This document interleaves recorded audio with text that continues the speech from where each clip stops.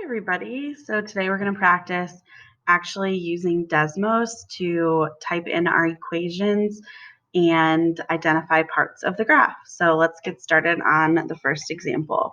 So we're going to start with a linear equation. And this is just a pretty basic graph. We're not going to have too much to identify here. So obviously, what do we see is happening? This graph is increasing, right?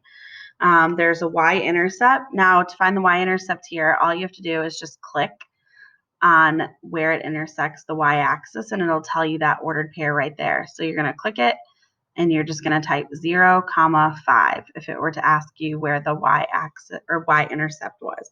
Down here, we see our x-intercept. So this is our x-axis moving left to right, our horizontal axis, and that intercept is negative 2.5, 0.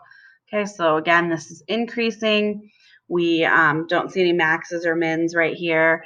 So that's a pretty simple one. So the next equation I'd like for you to look at is y equals negative 16x squared, So when we put that square in, I want to make sure everybody knows how to do that. I hit Shift 6 and then I pressed 2. Okay, so it gave me that superscript, the number, the exponent way up there. Or you can go down here to the toolbar. And of course, it's hiding on mine because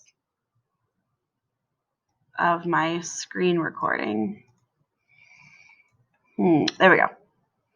And you can go right here. So if I delete that, I go back to that, I can square that just by hitting that A squared button, okay? So let's just look at this equation. All right, so looking at this graph, if I were to ask x-intercepts, you can click on both of these and you just would write the x-intercept down. Okay, anybody remember what this top point is called?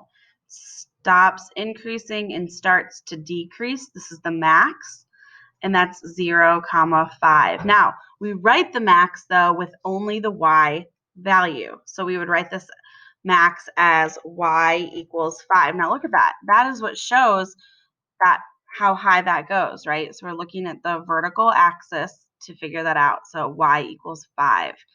Okay, and again, what is this function doing? It's increasing and then it's decreasing. Very good. All right, so you're going to be typing into Desmos today and labeling and identifying where things are on the graph. So I think that we'll do a great job, and I look forward to seeing you guys on Thursday. Bye.